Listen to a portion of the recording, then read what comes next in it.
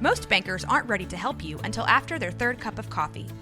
But with Central National Bank's after-hours service, you don't have to wait for the bank lobby to open to get help. You can contact us from 6 to 8:30 in the morning or from 5 to 10 in the evening, and we'll connect you to a real, live, local person who can answer questions and fix problems 7 days a week. Bank different. Bank Central. Central National Bank. Member FDIC. Caroline, you should tell them about the newest thing that Bloody Happy Hour is doing. A Patreon. It's a Patreon. What is that? That means you're basically like a VIP member, and there's 2 different levels that you can, subscribe to, and you get some perks. You maybe get like merch a little earlier. You get exclusive merch. You could get first dibs on signing up for a live show. You get episodes with no commercials. You get our video because our video is no longer available on YouTube. It is only on Patreon. And the most important to me is you get videos of our live shows. So if you are far away and you couldn't make our last live show, it will be on the website. We're going to record this future live show. It's going to be on Patreon, but also bonus episodes each month. You guys tell us all the time you want more episodes. This is a way for you to get more episodes. So you're going to get our basic Tuesday, Thursdays that we always put out, right? But if you're on a Patreon, you're VIP, you're going to get more. I can't wait to talk about in detail some more stories because I always have a lot of details I want to go to. I can law-splain. I might read a book. They just unsubscribed. This is also going to be the exclusive place that Dirty Chat is going to go to. So if that is breaking some of your hearts, just go ahead and subscribe now. In order to hear the full content, it's going to be Patreon. Where do they go again? Patreon.com/BloodyHappyHour. Don't forget to stay aware, stay alive, and always be DTF.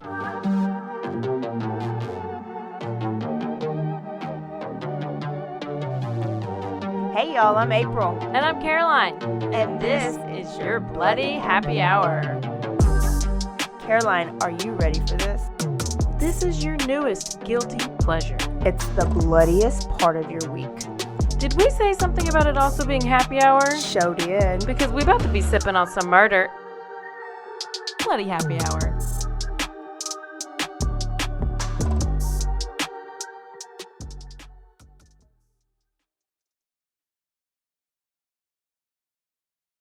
Hey y'all, this is April. And this is Caroline. We're back. It's Tuesday and it's quickie time. It is. And let me tell you, we got some to talk about. Let's talk. Do you remember Brandon Deppa? I think he was autistic kid, and he's the one who beat up his teacher. Oh, yes. We have an update. Okay. So this is the teen who beat his teacher unconscious for taking his Nintendo Switch. Hey.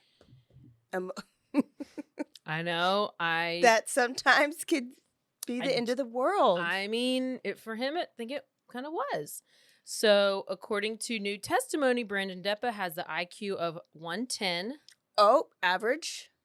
And he should be considered, quote, dangerous. Psychologist Gregory Pritchard said that he communicated very well, had good vocabulary, and was articulate.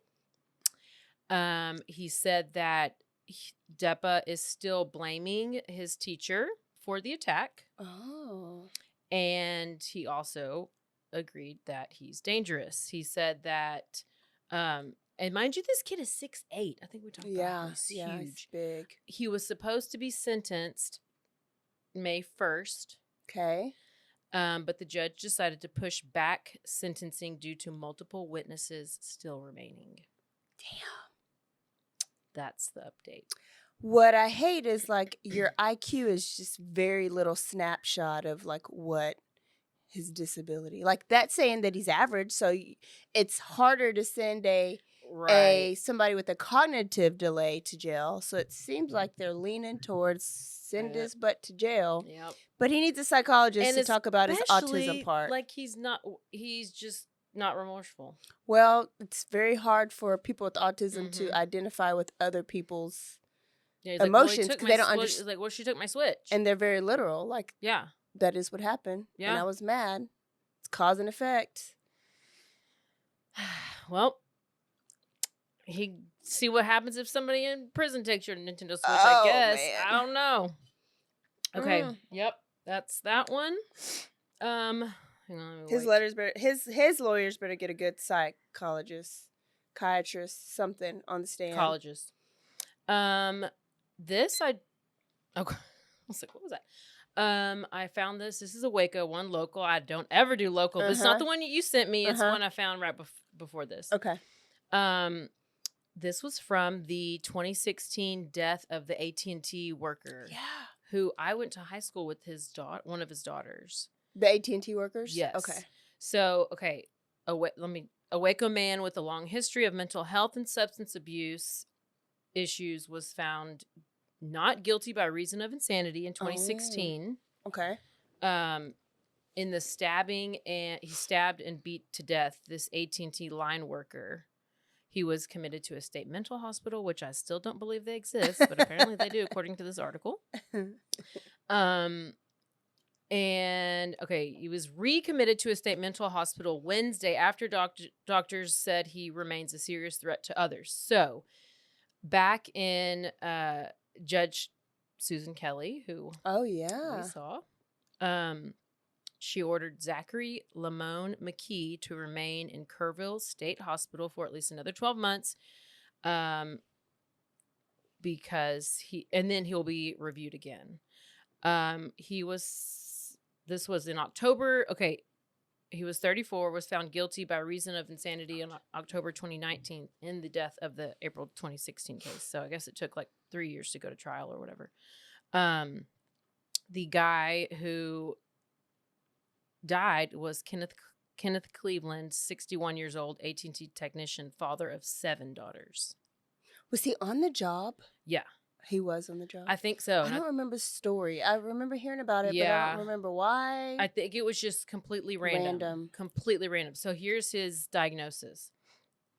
Doctors at Kerrville State Hospital wrote in a report to the court that he suffers from, quote, schizoaffective disorder, bipolar type, substance abuse, cannabis abuse disorder, cocaine abuse disorder, and alcohol abuse disorder, all in early remission in a controlled environment. They recommended McKee remain at the facility for treatment because he represents a likely threat to others, and if untreated, the condition will worsen, leading to psychiatric deterioration and dangerous behaviors. Mr. McKee has a long history of severe mental illness complicated by illegal drug use and non-compliance with treatment. The doctor wrote that when acutely ill, records indicate he experiences delusional thinking, hallucinations, behavioral and thought disorganization, mood symptoms, and severely impaired judgment. He was allegedly in such a mental state when he committed the violent act, the violent offense of murder. And the doctor, this is a psychologist, she also wrote that he has a good response to his current psychotropic medication regimen,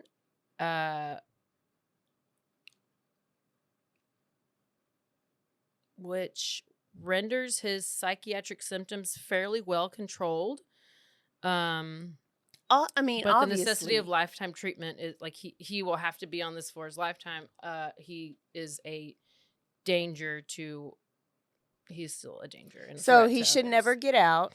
But are they saying he should never be tried again? I don't know. It says the law requires the court to conduct annual reviews and to see if he can be released or transferred to a less restrictive setting or confined for additional treatment. Damn. So like these, I always think about, remember? He's in Kerrville, the Kerrville facility as of now. Remember Carlton Dodson? Yes. It wasn't Carlton Dodson. Patrick Dennehy, Carlton Dodson? Yeah, but I can't remember if that's where he went. I think he just went to jail. Oh, yeah. I can't remember where he I went. don't think he would have gone to a mental facility, right? But I think he tried because remember you were saying his name was Jesus and he ended up going to a mental facility. You're right. And they took him to jail. No, it was the High Five Russell murder. He's in Rusk State Hospital.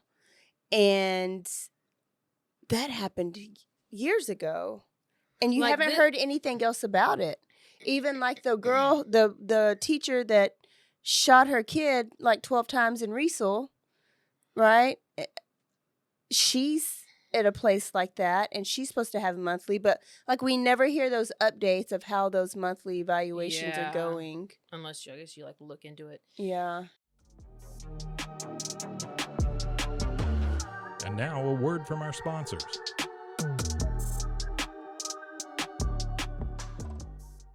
Hey, I'm Blair. And I'm Brittany. And we're the host of By the Cover Podcast. We cover everything from mysteries, thrillers, romance, chick lit, and even some smut. Don't forget the smut. Yeah. We're so excited to get this thing going and share this with you guys. We've been talking about this for months, and it's finally happening. Yes. Special shout out to Rogue Media for helping us with this. For sure. For sure. You can find us on Instagram at bythecover_podcast. You can also find us on Facebook and TikTok, so don't forget to give us a follow on those too also. And we are so excited to dive into some of our favorite books and share those with you. We can't wait. Hope you love it.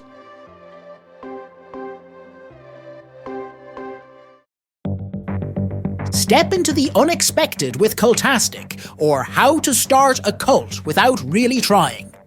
A podcast where cult creation unfolds in the most unpredictable way. Join us on a unique journey into the world of theoretical cult formation. Unlike any other podcast, each episode of Cultastic is co-written in part using ChatGPT, and we let it decide our fate, good or bad. What makes Cultastic truly intriguing? We don't know what's coming each week. Together with our AI co-author, we'll discover and build this cult, one episode at a time, exploring various aspects of cult dynamics, leadership, and group psychology. Delve into themes of charisma, influence, and the power of group thinking. It's a blend of expert analysis, theoretical exploration, and the unforeseen twists of AI-generated ideas. Remember, Cultastic is an exercise in imagination and education where we weave a narrative one episode and one tenant at a time. Curious about where this journey will take us? Subscribe to Cultastic or How to Start a Cult without really trying on your favorite podcast platform or at roguemedianetwork.com. Let's build this mission to save the people of Earth, week by unpredictable week.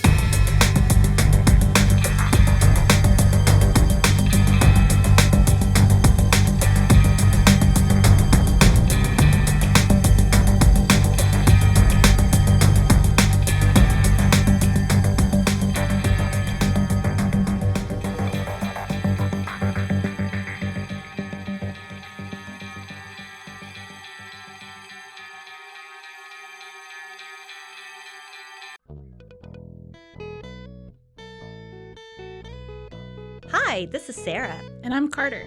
and this is Some of Our Thoughts. We're two Southern sommeliers, and we want to share everything we love and know about wine.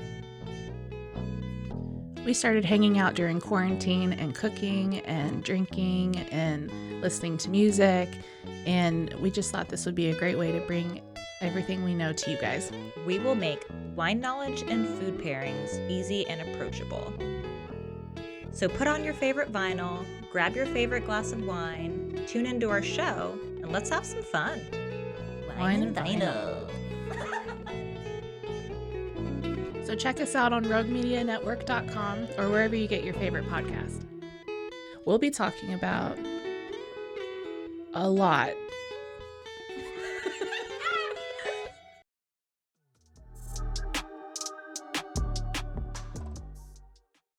Yeah, so that's the latest on that. Let's go to this awful what's it called? Treadmill trial. Oh, yeah. I know nothing about it. I just saw the video. The video's horrible. But what you maybe didn't notice in the video is what he did, what else he did to the kid. Okay. Christopher Greger, 31 years old. Currently on trial for the murder of his 6-year-old son, Corey. Okay.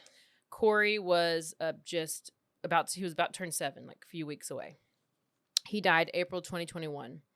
And according to court documents, he died from blunt force injuries, and cardiac and liver contusions with acute inflammation and sepsis.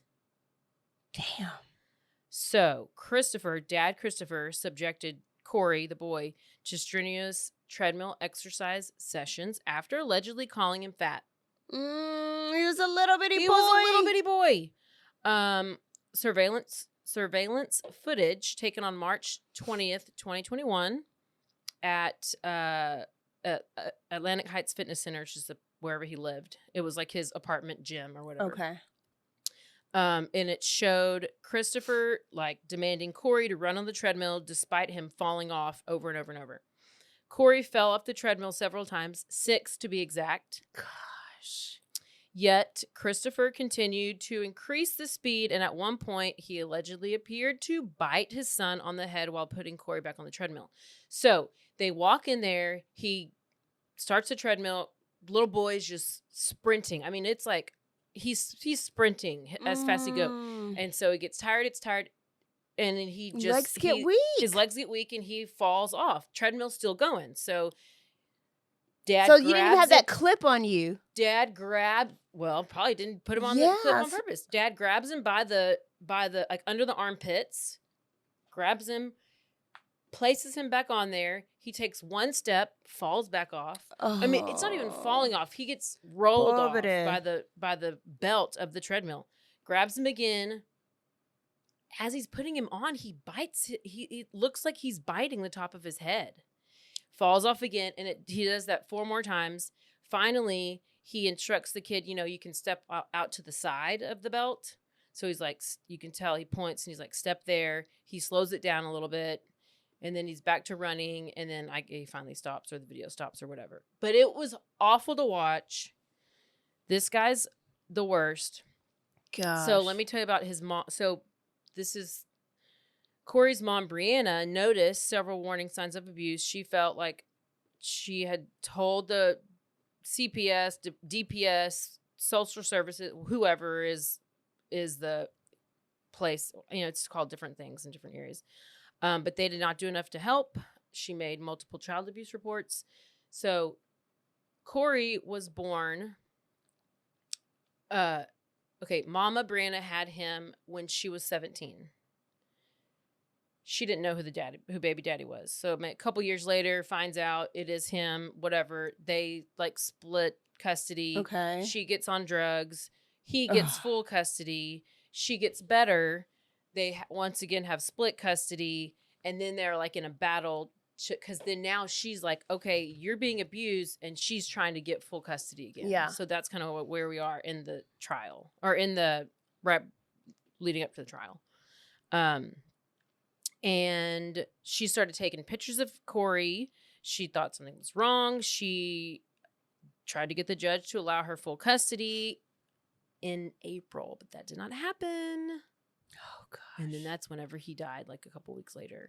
It's probably she couldn't ever her resume was bad because she was on drugs. She lost custody before. So it's can we trust you? Right. She was at this time right now, she was living with her mom and her mom's boyfriend and That a brother. Look good, yeah.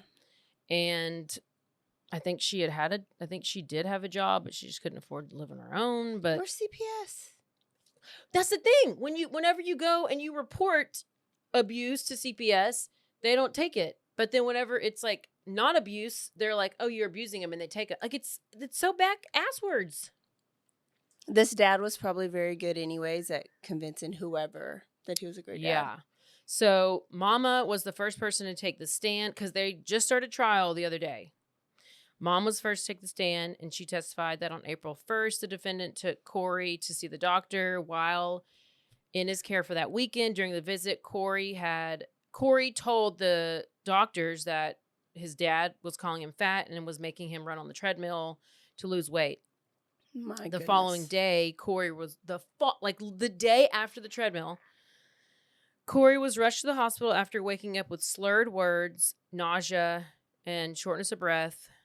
They did a CT scan. While they were doing the CT scan, he had a seizure. They did life-saving measures, and they were unsuccessful. Oh, my goodness. Is the dad showing any remorse on the stand? He has not been on the stand. Only so far, he just has been glaring at baby mama while she's doing it. And he's like crying, supposedly, but I ain't seen no tears. A preliminary autopsy revealed that Corey had blunt force trauma injuries and cardiac and liver contusions, along with acute inflammation and sepsis. Gosh. The arrest warrant said specifically by having Corey run on the treadmill and increasing the speed, causing Corey to fall, placing him back on the moving treadmill while appearing to bite his head, causing Corey to fall several more times. That led to all of these injuries because he kept falling and hitting. But I'm sure, I don't know. The autopsist or pathologist said that it would consider the death a homicide. Hell yeah. Said that it was attributed to chronic abuse, and the blunt force. There was, this included blunt force injuries to his chest, abdomen, along with a laceration on his heart, a left pulmonary contusion, and liver lacerations and contusions. He's pled not guilty, and the trial is happening as we speak. Oh my goodness. Not guilty? Not guilty. That's what gets me. That's evil, because you did wrong. Your kid's dead body is all the proof, and you don't even feel bad enough to say, I messed up, I let him down, throw me in jail. I need to know more about his past, but I'm in 2 trials right now. I'm in Karen Reed, and I'm in this one, so. Well, you just report back to us on what he ends up getting. So let's take a little gander to Popcorn Corner. We're going to popcorn, pop culture. Oh, yeah. Okay. And I just stumbled across this today. I haven't heard about this, and I just did not even know about this. Travis Scott, okay? This is back from Astroworld. The incident in Astroworld. I know, but I don't know. Yeah. Rapper Travis Scott can't get out of facing a jury in connection to the deadly tramplings at his Astroworld festival back in Texas, in Houston in 2021. So he's having this concert, remember? And he starts, it's overcrowded.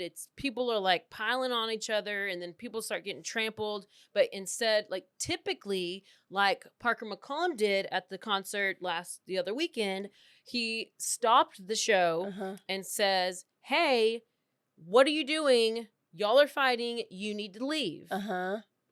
People do that in their concerts because they can see what's happening out in the crowd. He didn't do that. Okay. He let the people trample, and he just let the chaos ensue and kept going. That people were fighting, or what was happening? It was just overcrowded, and so people would get they would fall down, and then they would be stepped on, and then there's pushing and shoving, and it was a hot mess. It was just too many people, and it was the whole thing. So a Houston judge denied Travis Scott's motion to be dismissed from lawsuits filed by the victims of the stampede. Hundreds of people have sued Travis Scott, Live Nation, and others for negligence. 10 people died from this concert. Damn. Claims against other performers from that day, like Drake, were dismissed. The first trial as part of this massive litigation is a wrongful death case filed by the family of Madison Dubisky, a 23-year-old girl who died at Astroworld, and the trial is expected to start on May 6th. Man. I didn't even know there was trials coming up. I thought it was just money. But I guess... yeah, I don't know. I think the second time Live Nation has been sued. Yeah, they did not do anything. They're the ones that's supposed to too many people in. Yeah, Getting And that then money. my sister had gone to a concert, like not too far after that one. It was either Drake or might have been Travis Scott. I can't remember. But I was like, you just don't get trampled. Just don't get trampled. Getting nosebleeds. I do not want to be in that big crowd. No. No. And then we have breaking news. Uh-oh, what is it? Beep, beep, beep, beep, beep, beep, beep, beep, beep, beep, beep, beep, beep. Brittany should have never been let free. We should have never set Britney. I was like, Britney Spears, free. what is she doing? We should have never set her free. Britney Spears. Okay, this is the latest. Not Britney Spears. Brittany Griner. No, Britney Spears. Oh. Yes. Well, yeah, we did talk about, yeah. Okay. Yeah, Britney needs to go back to Russia with her back. Her haircut is so bad, we got to send her back to Russia. It's so bad. She looks like a chia pet. Anyway, Britney Spears, okay, according to TMZ, got into a huge fight with her boyfriend Wednesday night. Didn't know she had a boyfriend, but she got a boyfriend. She ended up out of control, crying, possibly cut, and almost driven away by an ambulance. She got to the Chateau Marmont, whatever that is, late Wednesday with boyfriend and convicted felon Paul Solis. He's not even cute. And there was some sort of disturbance. Someone called the police, claiming a woman matching Britney's description was harassing and threatening hotel employees and guests. Officers showed up shortly after 10:30 and they saw no signs of trouble and left. Then Brittany and Paul go to the hotel room around 11 p.m. They were partying, drinking. While they're in the room, they end up getting to this like altercation, turned physical, and then according to sources, Brittany may have hurt her leg. Okay. Allegedly, Brittany was screaming and out of control in the hallway in her suite. Several guests thought she was having a mental breakdown, so they called paramedics. TMZ was told the call to paramedics was for a possible injured person, but sources say the hotel feared it was just a breakdown. The paramedics came at 12:40. They talked to Brittany. She was walking out of the hotel. She had a pillow in her hand and a blanket wrapped around her.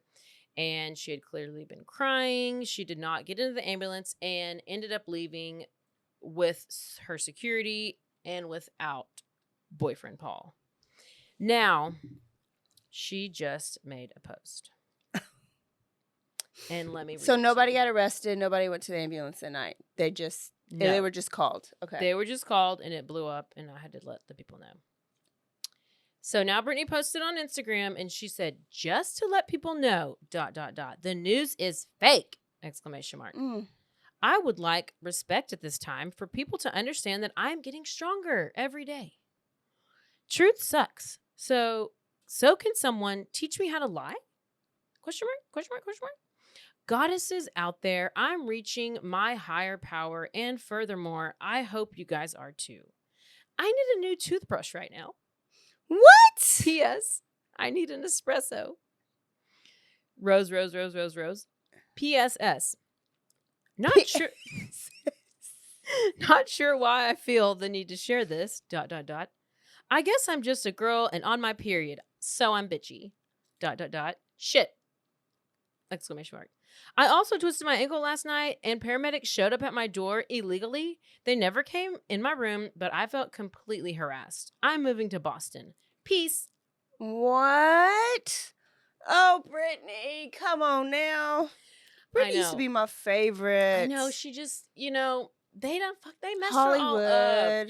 Hollywood. They messed her all up. And, it's just when you're a child, and that leads me to being a child star. And I don't know if you watched the HBO thing, Quiet on Set. Oh, but I'm hearing all about it. I need to watch it. Well, was she a victim?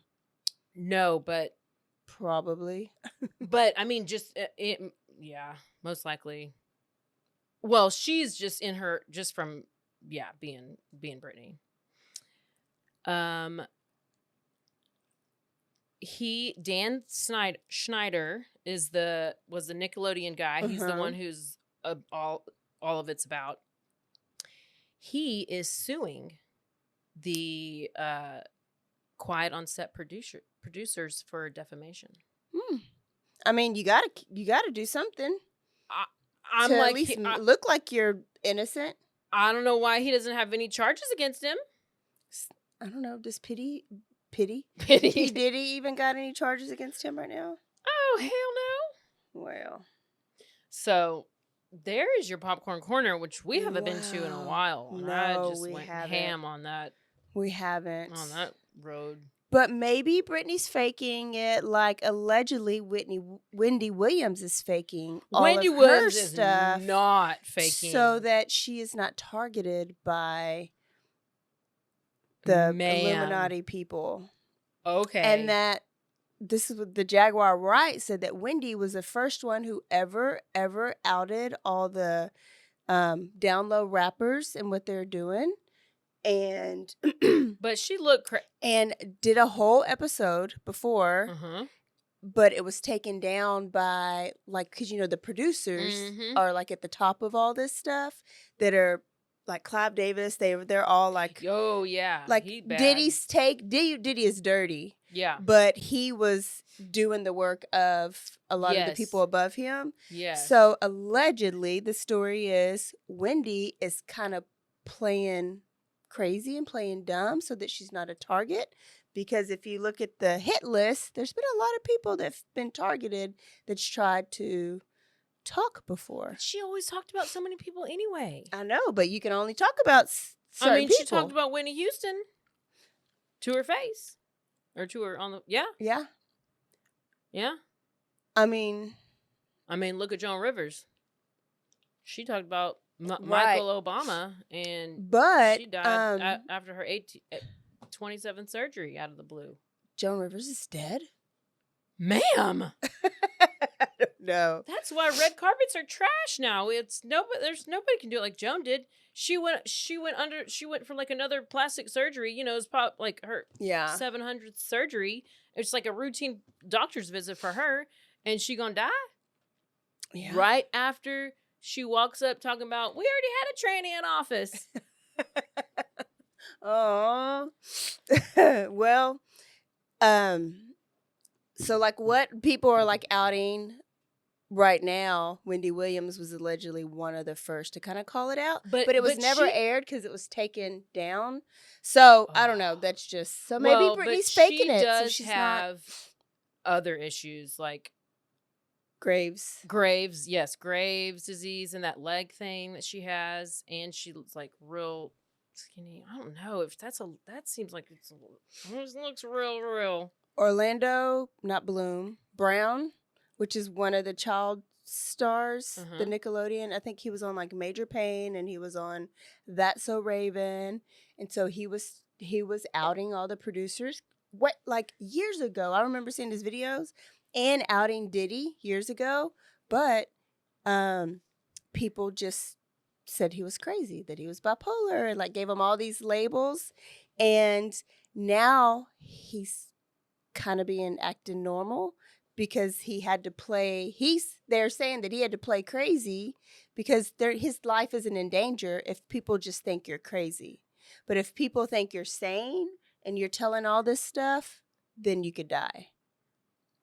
Which is Tupac. Why Tupac died. Oh, gosh. So I don't. So right. But what is Britney talking about? She didn't talk about people. Oh, I don't know. I was just like, is she really crazy? Or is she a victim? That what made her crazy? Or is she... Now you got me questioning everything. Everything. Question everything. I do. But the Bible. Okay. That is good stuff. All the news. Yes. We're going to keep bringing it to you. All of it. So you're welcome. And there you go. All right. We will see y'all Thursday for a full episode. Where are we going? We're going to Arizona and Oregon. Ooh. Okay. And let's just say we're going to do a Mother's Day story in honor of Mother's Day. Oh, yeah. Great. Let's do a murderous mommy that we haven't covered. I love it. Okay, we'll see y'all then. Don't forget to stay aware, stay alive, and always be DTF.